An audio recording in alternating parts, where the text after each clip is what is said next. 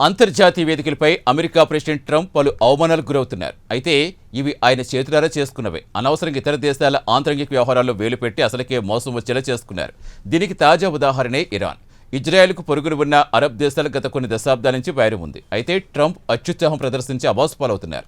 ఇరాన్ను వారం రోజుల్లో దారికి తెచ్చుకోవచ్చు అనుకున్నారు. తీరా చూస్తే ఇరాన్ ఏకు మేకే కూర్చుంది. ఇప్పుడేమో శాంతి చర్చలకు రావాల్సిందే, కాలబేరానికి దగ్గరవటం అంటే అమెరికా పరువును ఆయన బజారుకి ఇచ్చారని చెప్పుకోవాల్సిందే. ఇదే విషయాన్ని జర్మనీ ఛాన్సలర్ మెర్జ్ కూడా ప్రస్తావించారు. ఈ యుద్ధంలో అమెరికా ఓడిపోయిందని స్పష్టంగా చెప్పారు. ఇంకా ఏమన్నారో చూద్దాం.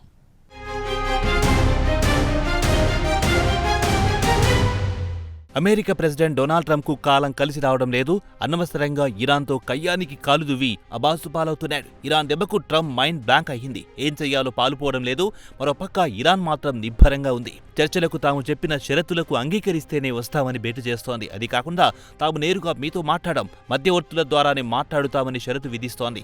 అత్యంత అవమానకర రీతిలో ఇరాన్ అమెరికాను ట్రీట్ చేస్తోంది. ఇక ఈ యుద్ధంలో ఇరాన్ పైచేయి సాధించిందని ప్రైమ్ 9 కూడా సోమవారం నాటి ఒక ప్రత్యేక కథనంలో చెప్పింది. అదే విషయాన్ని జర్మనీ ఛాన్సలర్ మెర్జ్ కూడా ప్రస్తావించారు. తాజాగా ఆయన జర్మనీ టౌన్స్ మార్స్బెర్గ్లో సోమవారం నాడు మాట్లాడుతూ ఈ యుద్ధంలో ఇరాన్ చేతిలో అమెరికా అవమానకరంగా ఓడిపోయిందన్నారు. ఇరాక్లో, ఆఫ్ఘనిస్తాన్లో ఎలాంటి అవమానాలకు గురయ్యారో అదే పరిస్థితి ఇప్పుడు ఇరాన్లో ఎదురయ్యిందని చురకలంటించారు.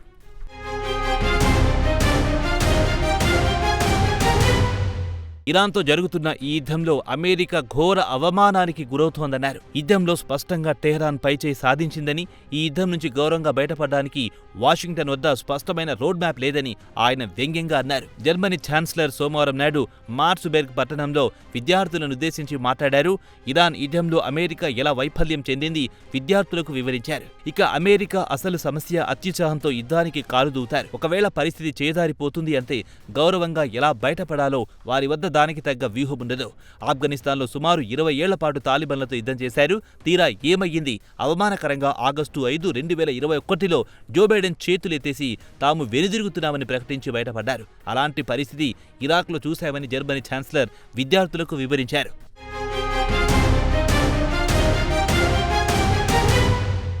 ఇక ఇరాన్ తాజా పరిస్థితులను తమకు అనుకూలంగా మలుచుకుంటోంది. ప్రస్తుతం ఇరాన్ అధికారులు అత్యంత నేర్పుతో చాకచక్యంగా చర్చలు జరుపుతున్నారని, వారు ఊహించిన దానికంటే ఎంతో బలంగా కనిపిస్తున్నారని మెర్జ్ పేర్కొన్నారు.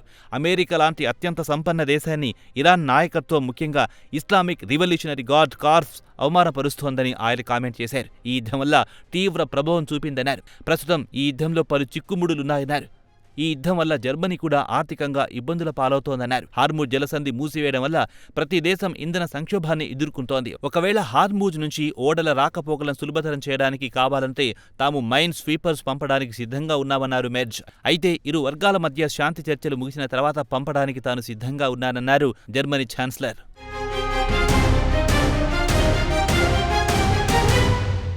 ఇక ఇరాన్, అమెరికా మధ్య శాంతి చర్చల విషయానికొస్తే అవి సవ్యంగా సాగడం లేదు. చర్చలకు America vice president JD Vance ను పక్కన పెట్టి స్టీవ్ విట్కాఫ్, జారెడ్ కుష్నర్లను ఇస్లామాబాద్ పంపుతున్నట్టు వైట్ హౌస్ ప్రకటించినప్పటికీ ఇరాన్ అధికారులు మాత్రం తాము వీరితో మాట్లాడమని, అమెరికా మధ్యవర్తులతో మాట్లాడమని తెగేసి చెప్పడంతో ట్రంప్ వీరి పర్యటన రద్దు చేశారు. అయితే ఇరాన్ ఎప్పుడు కావాలనుకుంటే అప్పుడు మాట్లాడొచ్చు, చర్చలకు తాము సిద్ధంగా ఉన్నామని సోషల్ మీడియాలో ఓ పోస్టు పెట్టారు.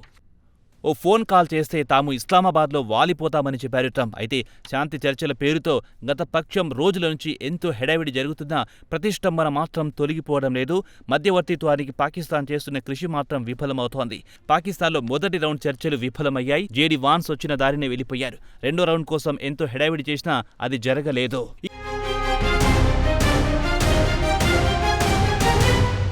ఇక మూడో రౌండ్ చర్చలు ఎప్పుడు జరుగుతాయో చెప్పలేం. అయితే దౌత్యపరమైన చర్చలకు అన్ని మార్గాలు మూసుకుపోయాయని చెప్పలేం. ఇరు పక్షాలు ఏదో విధంగా ఈ యుద్ధం నుంచి బయటపడాలని కోరుకుంటున్నాయి. కానీ ఎవరు వెనక్కి తగ్గడానికి ససేమిరా అంటున్నారు, పట్టుదలకు పోతున్నారు. మొదటి రౌండ్ చర్చలు ఏప్రిల్ 11న ఇస్లామాబాద్లో మొదలయ్యాయి. ఆ చర్చలు విఫలమయ్యాయి. ఆ తర్వాత నెక్స్ట్ రౌండ్ చర్చలు గత వారం అనుకున్నా ఒక్క అడుగు ముందుకు పడలేదు.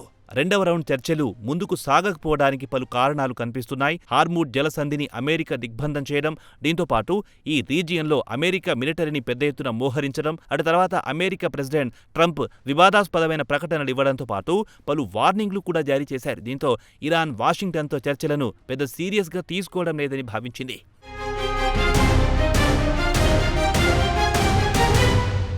ఇక ట్రంప్ నోటి దురుసుతనం ఎలా ఉంటుందంటే ఇరాన్ ఉద్దేశించి ఒకానొక సందర్భంలో ఇరాన్కు న్యాయమైన సహేతుకమైన డీల్ను ఆఫర్ చేస్తున్నా వారు తన డీల్కు అంగీకరిస్తే సరే లేదంటే ఇరాన్లోని ప్రతి విద్యుత్ ప్లాంట్ ఇరాన్లోని ప్రతి బ్రిడ్జిని ధ్వంసం చేస్తామని హెచ్చరించాడు. దీంతో పాటు ట్రంప్ అబద్ధాలను అలవోకగా వల్లెవేస్తుంటాడు. ఇరాన్ వద్దున్న శుద్ధి చేసిన యురేనియంను తమకు అప్పగించడానికి అంగీకరించిందని చెప్పాడు. ఇవన్నీ ఒకేతైతే ఇరానియన్ ఫ్లాగ్తో వెళుతున్న సరుకు రవాణా నౌకను అమెరికా జప్తు చేసుకుంది. దీంతో పరిస్థితులు మళ్లీ మొదటికొచ్చాయి. దీనిపై ఇరాన్ తీవ్ర ఆగ్రహం వ్యక్తం చేసింది. తమ నౌకను స్వాధీనం చేసుకోవడం కాల్పుల విరమణ ఒప్పందం ఉల్లంఘన కిందికొస్తుందని ఇరాన్ గుర్తు చేసింది. సముద్రపు దొంగల మాదిరిగా తమ వాణిజ్య నౌకను జప్తు చేసుకోవడం ఏంటని అమెరికా నిలదీసింది. దీనికి ప్రతీకారం తీర్చుకుంటామని ప్రతిజ్ఞ చేసింది. వాషింగ్టన్ మితిమీరి డిమాండ్లు, తరచు తమ వైఖరీలు మార్చుకుంటూ పోవడం కూడా ఇరాన్కు విసుగు తెప్పిస్తోంది.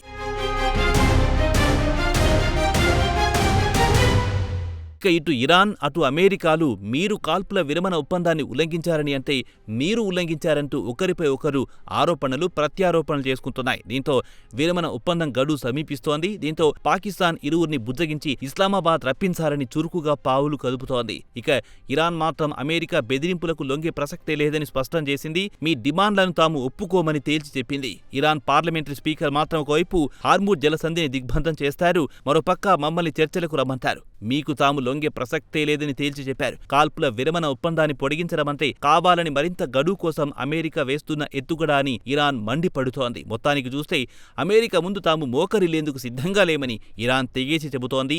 ఇక అమెరికా మాత్రం యావత్ ప్రపంచం ముందు పరువు పోగొట్టుకుంటోంది. ఇరాన్ తమకు వచ్చిన అవకాశాన్ని సద్వినియోగం చేసుకుంటూ ట్రంప్ను ముప్పు తిప్పలు పెట్టి 3 చెరువుల నీళ్లు తాగిస్తోంది. మొత్తానికి ఇరాన్ యుద్ధంలో అమెరికా తోక ముడిచిందని ఖచ్చితంగా చెప్పుకోవాల్సిందే. ఇక ట్రంప్ వ్యక్తిగత విషయానికి వస్తే ఈ ఏడాది నవంబర్లో అమెరికాలో మిడ్ టర్మ్ ఎలక్షన్స్ ఉన్నాయి. ట్రంప్కు ఈ ఎన్నికలు అత్యంత కీలకం. ఇప్పటికే దేశంలో ఆయన రేటింగ్ దారుణంగా పడిపోయింది. దేశంలో ద్రవ్యోల్బణం విపరీతంగా పెరిగిపోయి సామాన్య అమెరికన్ లబోదిబోమంటున్నాడు. దీంతో పాటు పలు నగరాల్లో మేయర్ ఎన్నికలు ముంచుకొస్తున్నాయి. రాజకీయంగా ఇవి ఆయనకు కీలకం కాబట్టి వీలైనంత వరకు ఆయన ఇరాన్తో ఘర్షణకు దిగే అవకాశాలు మాత్రం ఖచ్చితంగా లేవని చెప్పుకోవచ్చు. కాల్పుల విరమణ పేరుతో కాలయాపన చేయడం ప్రస్తుతం ఆయన ముందున్న స్ట్రాటజీగా చెప్పుకోవచ్చు అని అంటున్నారు పొలిటికల్ ఎనలిస్టులు.